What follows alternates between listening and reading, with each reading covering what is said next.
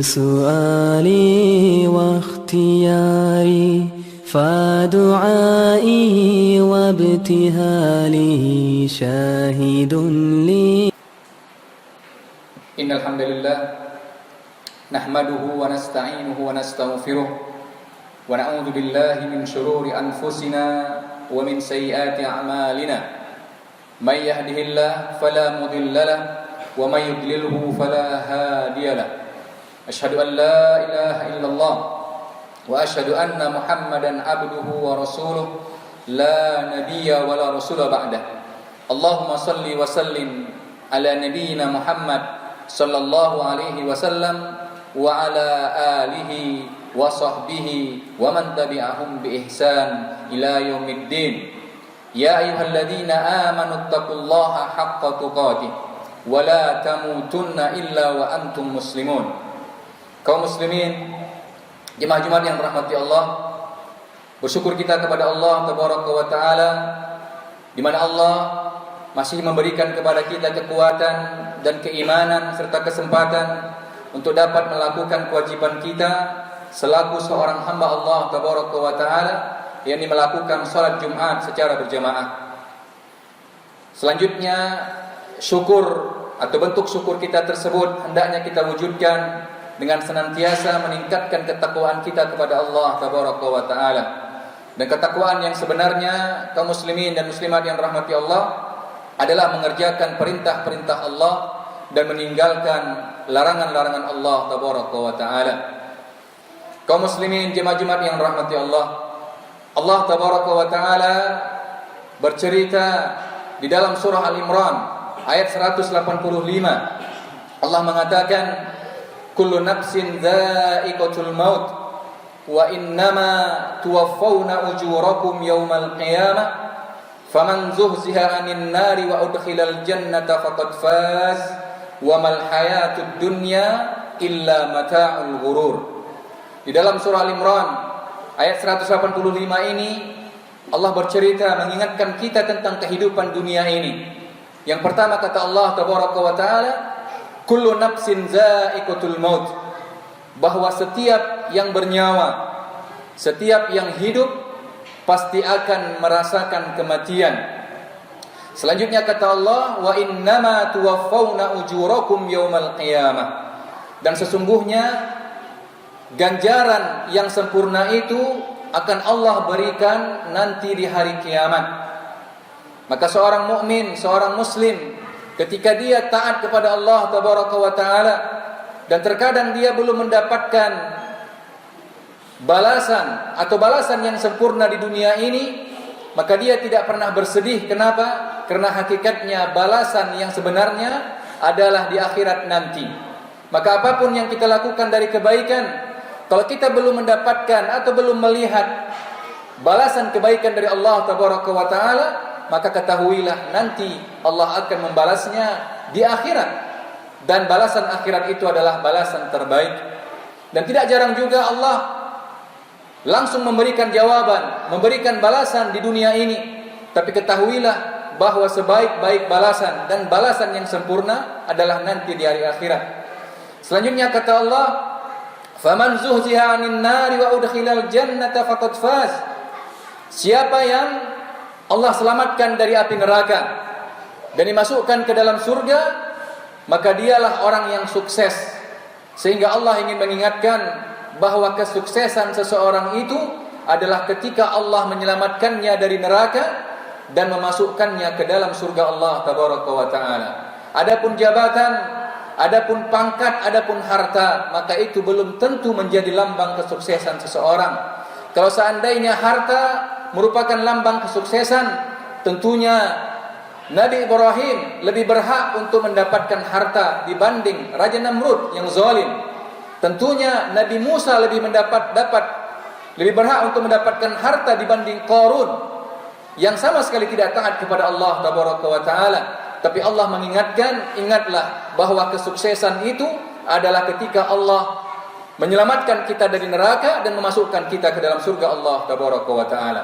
Dan di dunia ini dapat kita lihat ketika Allah memudahkan kepada kita jalan-jalan ketaatan, memudahkan kita untuk menjaga salat, memudahkan kita untuk membaca Al-Quran, memudahkan kita untuk meninggalkan kemaksiatan-kemaksiatan, maka ketahuilah bahwa itu adalah tanda-tanda di antara bahwa Allah ingin memberikan kesuksesan kepada kita. Selanjutnya kata Allah, "Wa mal hayatud dunya illa mata'ul ghurur."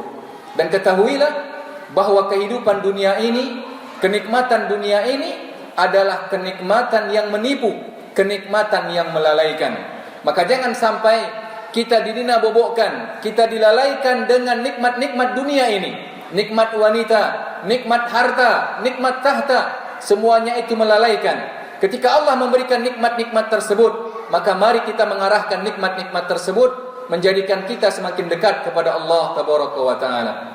Dan pada kesempatan Jumat yang berbahagia ini, khatib ingin memberikan pelajaran pada diri khatib sendiri dan ingin juga memberikan pelajaran bagi jemaah sekalian.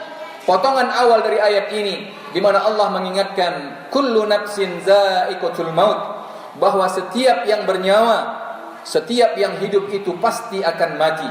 Dan kita tidak akan pernah menemukan kekekalan bagi orang-orang atau bagi makhluk yang memiliki kehidupan atau bagi makhluk yang bernyawa. Bahkan Allah sudah menegaskan, kata Allah Tabaraka wa Ta'ala kepada Nabi Muhammad, "Wa ma ja'alnaka li basharin min qablikal khuld."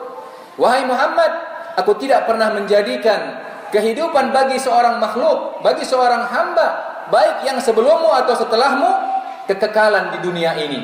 Maka ini perlu kita ingat bahwa Allah sudah bersumpah telah menjelaskan bahwa tidak ada yang kekal, tidak ada di antara kita yang akan kekal hidup di dunia ini. Bahkan Rasulullah SAW menjelaskan, "A'maru ummati baina 60 wa 70." Umur umatku itu rata-rata kata Rasulullah antara 60 sampai 70 tahun. Wa aqalluhum man yajuzu zalika. Dan jarang sekali di antara mereka yang melampaui umur atau usia 70 tahun tersebut. Ini menjadi pelajaran bagi kita sekalian, bagaimana Allah telah menegaskan bahwa tidak ada di antara kita yang kekal. Bahkan Rasulullah memberikan gambar detail bahwa usia kita itu maksimal antara 60 sampai dengan 70 tahun. Ini gambaran yang jelas dari Rasulullah SAW agar kita tidak terlena. Karena Rasulullah SAW mengingatkan, yakburu banu Adam, anak Adam itu semakin hari semakin besar, semakin dewasa, dan semakin bertambahnya usianya, maka juga semakin bertambah dua hal pada dirinya. Apa itu? Hubbul mal. Semakin besar dia, semakin dewasa, semakin tua, maka keinginannya, kecintaannya kepada harta pun semakin bertambah. Dan yang kedua, kecintaannya seakan-akan dia akan hidup kekal. Inilah yang menjadi di antara penyakit manusia. Maka Allah Tabaraka wa Ta'ala pun mengingatkan bahwa tidak ada manusia yang kekal hidup di dunia ini. Selanjutnya kata Allah, za'iqatul maut. Yang pertama kata Allah, setiap kita akan mati. Dan yang kedua kata Allah, bahwa kematian itu ada rasanya. Setiap kita akan merasakan kematian. Maka kata para ulama, perkataan za'iqatul maut, merasakan kematian, ini menunjukkan bahwa kematian tersebut ketika roh dicabut dari badan ini. Karena hakikatnya mati adalah berpisahnya roh dengan jasad. Bukan mati roh itu. Roh tidak akan mati. Karena hakikat kematian kata para ulama kita adalah berpisahnya roh dengan jasad. Kapan? Ketika malaikat maut mengeluarkan roh dari jasad kita. Maka itulah hakikat kematian. Tetapi proses pencabutan roh tersebut kata Allah memiliki rasa.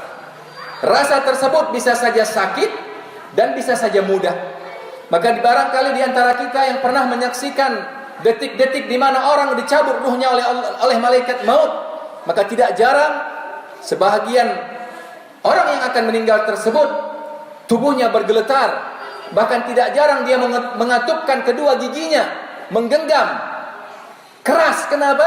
Karena menahan rasa sakit tersebut. Bahkan tidak jarang waliyadzubillah di antara orang yang meninggal sampai-sampai dia mengeluarkan kotoran karena sakitnya proses pencabutan roh tersebut. Sehingga ini menjadi pelajaran bagi kita sekalian untuk tidak bergampang-gampang hidup di dunia ini. Jangan sampai kita hidup di dunia ini sesuka hati kita. Mau melakukan kemaksiatan, melakukan terus. tidak mau melakukan ketaatan, tapi ingatlah kematian menunggu kita. Bahkan Rasulullah SAW pada suatu hari pernah memberikan gambaran kepada para sahabatnya. Rasulullah memberikan menggambar gambaran segi 4. Selanjutnya Rasulullah menggaris garis lurus yang keluar. Dan setelah itu Rasulullah pun menggambar garis-garis kecil yang menuju garis panjang tersebut. Kata Rasulullah, gambaran segi 4 ini adalah maut yang meliputi manusia. Dan garis lurus itu adalah manusia. Yang manusia akan dikelilingi kematian.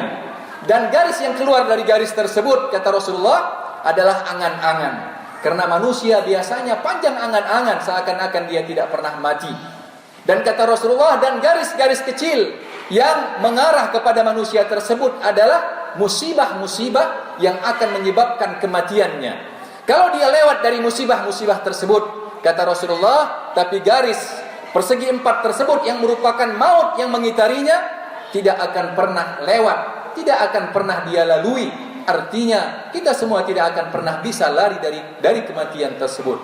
Bahkan Allah tabaraka wa taala mengatakan, "Qul innal mautal ladzi tafirruna minhu fa innahu mulaqikum." Ketahuilah wahai manusia, kata Allah, sesungguhnya kematian yang sebahagian manusia mau lari dari kematian tersebut, fa innahu mulaqikum. Sesungguhnya kematian itu akan mendatangi kalian. Bahkan di ayat yang lain Allah tabaraka wa taala mengatakan, dimanapun kalian berada, pasti maut itu akan menjemput kalian meskipun kalian berada di dalam benteng yang kokoh. Artinya maut tersebut tidak akan pernah mengenal tempat, tidak akan pernah mengenal siapa kita. Kalau dia sudah datang, sudah waktunya, maka dia tidak akan pernah meleset, dia tidak akan pernah diakhirkan dan tidak akan pernah dimajukan. Kaum muslimin, jemaah Jumat yang rahmati Allah, ini menjadi pelajaran bagi kita sekalian. Apalagi Rasulullah SAW ternyata juga mengingatkan kita. Bahkan Rasulullah SAW memerintahkan kita untuk memperbanyak mengingat kematian.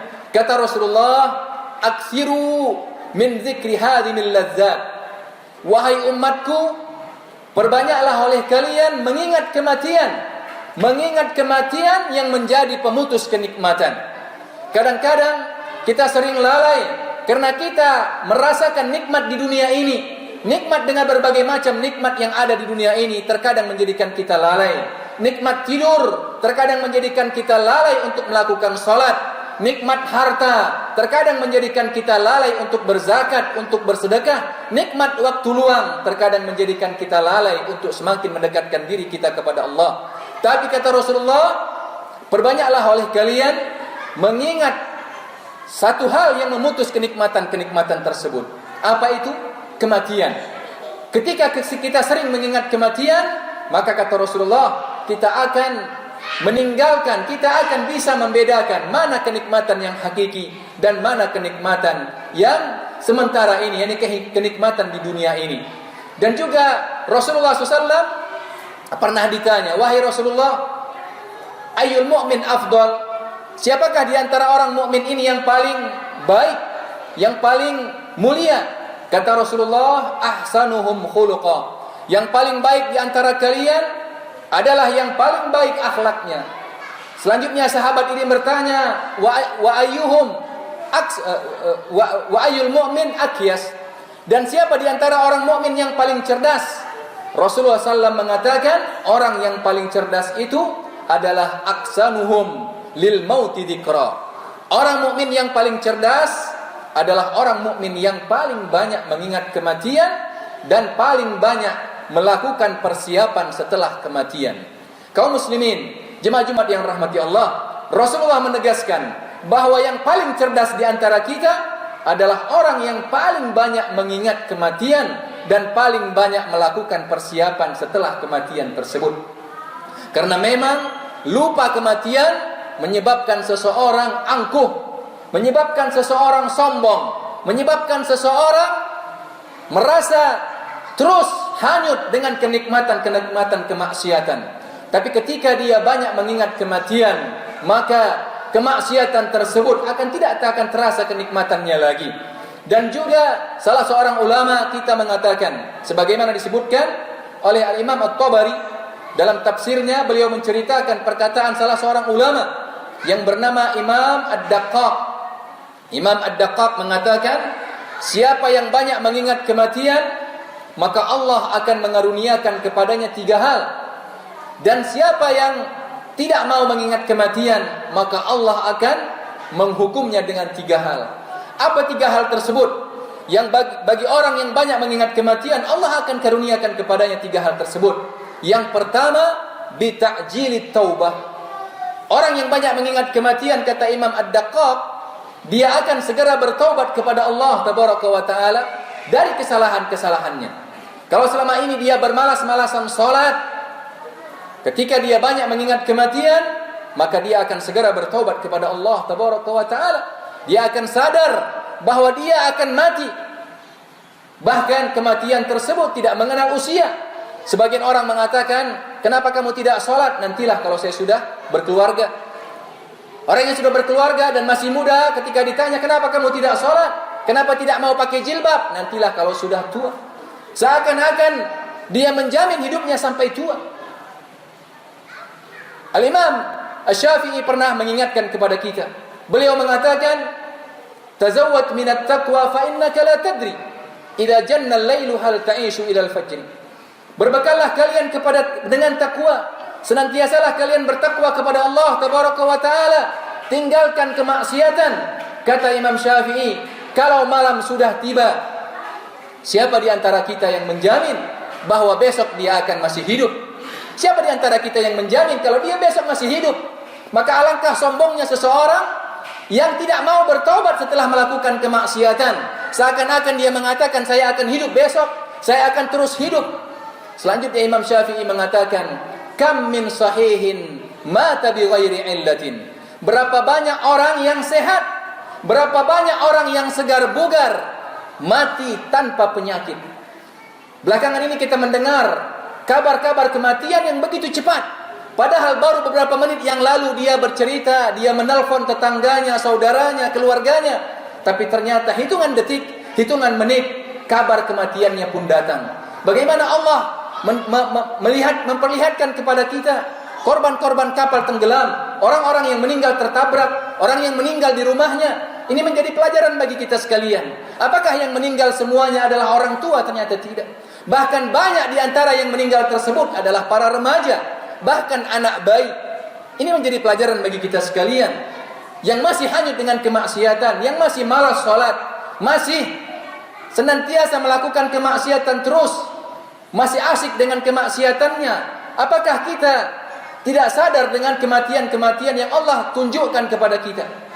Maka Imam Ad-Daqqaq mengatakan, bagi siapa saja yang senantiasa mengingat kematian, maka Allah akan karuniakan baginya yang pertama, bita'jilit taubah. Dia akan segera bertobat dari kesalahan-kesalahannya. Yang kedua, ketika orang banyak mengingat kematian, kata imam ini, maka Allah akan mengaruniakan kepadanya wa nasyatun fil ibadah. Maka dia akan rajin untuk beribadah kepada Allah Tabaraka wa Ta'ala. Rasulullah SAW dalam hadisnya mengingatkan bahwa kalau kalian mau sholat, maka sholatlah, anggaplah sholat itu adalah sholat terakhir yang akan kalian lakukan. Karena bayangkan kalau seseorang yang akan dihukum mati, dihukum pancung, ketika dia memiliki kesempatan terakhir sholat, maka kita akan sangat yakin dia akan sholat sekusyuk-kusyuknya. Kenapa? Karena dia sadar bahwa itulah kesempatan terakhir untuk dia mendekatkan diri kepada Allah Tabaraka wa Ta'ala. Tapi karena kita atau sebagian manusia cenderung panjang angan-angan, dia menganggap dirinya masih panjang usia, maka sholat pun dia lakukan sekadar melakukan kewajiban saja. Bahkan terkadang dia melalaikannya. Kenapa? Karena penyebabnya dia menganggap bahwa usianya masih panjang. Padahal Rasulullah SAW mengingatkan, kalau kita mau sholat, maka anggaplah sholat itu adalah sholat terakhir kita. Maka yakinlah, maka sholat kita tersebut akan kita lakukan secara sebaik mungkin, akan sekusyuk-kusyuknya. Maka ini menjadi pelajaran kata Imam Ad-Daqqaq, siapa yang banyak mengingat kematian, maka Allah akan mengaruniakan kepadanya wa nasyatun fil ibadah. Dia akan rajin untuk beribadah kepada Allah Tabaraka wa Ta'ala. Maka ini menjadi pelajaran bagi kita. Siapa yang masih malas-malasan beribadah, malas bangun sholat subuh, ingatlah kematian. Bayangkan kalau Sebelum kita sholat ternyata maut menjemput kita. Saya yakin mengantuk, rasa kantuk atau rasa enaknya tidur tersebut akan terputus karena dengan mengingat kematian. Dan yang ketiga, kata Imam Ad-Daqqaq, banyak mengingat kematian akan mewariskan rasa qanaah di dalam hati. Sifat manusia adalah selalu haus dengan harta, selalu haus dengan nikmat-nikmat dunia ini. Bahkan tidak jarang orang-orang yang sudah mendapatkan kenikmatan, karena jarang mengingat kematian, dia terus mengejar kenikmatan tersebut meskipun dia harus menghalalkan segala cara. Tapi kata Imam Ad-Daqqaq, siapa yang banyak mengingat kematian, maka Allah akan mengaruniakan pada dirinya qanaah, merasa cukup dengan nikmat Allah tabaraka wa taala. Maka kalaupun dia mencari, dia akan membatasi mencari harta dunia, mencari nikmat dunia ini pada hal-hal yang dibenarkan oleh Allah tabaraka wa taala. Dia tidak akan sibuk dengan kehidupan dunia, tapi justru dia akan lebih sibuk dengan bagaimana mempersiapkan kehidupan akhiratnya. Kaum muslimin, jemaah Jumat yang rahmati Allah, inilah beberapa pelajaran tentang kematian, yang sesungguhnya kematian itu adalah hak yang dia tidak pernah mengenal tempat dan tidak pernah mengenal usia, dan dia tidak akan pernah diakhirkan dan tidak akan pernah dimajukan, yang juga menjadi pelajaran bagi kita sekalian agar kita bisa terputus, agar bisa kita lepas dari belitan kenikmatan dan kemaksiatan di dunia ini. Mudah-mudahan dengan banyak mengingatnya, maka kita akan semakin menjadi orang-orang yang selalu taat kepada Allah tabaraka wa taala, akan semakin menjadikan kita orang-orang yang jauh dari kemaksiatan kepada Allah tabaraka wa taala. Fa'tabiru ya ulil absar la'allakum turhamun.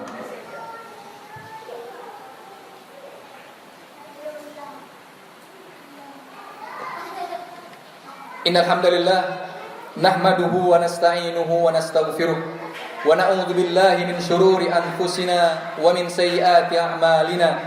May yahdihillahu fala mudilla lahu wa may yudlilhu fala hadiyalah. Asyhadu an la ilaha illallah wa asyhadu anna Muhammadan abduhu wa rasuluh la nabiyya wa la rasula ba'dah. Allahumma shalli wa sallim ala nabiyyina Muhammad sallallahu alaihi wasallam wa ala alihi wa sahbihi wa man tabi'ahum bi ihsan ila yaumiddin. Amma ba'd. Innallaha wa malaikatahu yusalluna 'alan nabi ya ayyuhalladzina amanu sallu 'alaihi wa sallimu taslima. Allahumma ighfir lil muslimina wal muslimat wal mu'minina wal mu'minat al ahya'u minhum wal amwat innaka sami'un qaribun mujibud da'wat. Allahumma arinal haqqa haqqan warzuqna ittiba'ah wa arinal batila batila warzuqna ijtinabah. Rabbana atina fid dunya hasanah wa fil akhirati hasanah wa qina adzabannar walhamdulillahi rabbil alamin.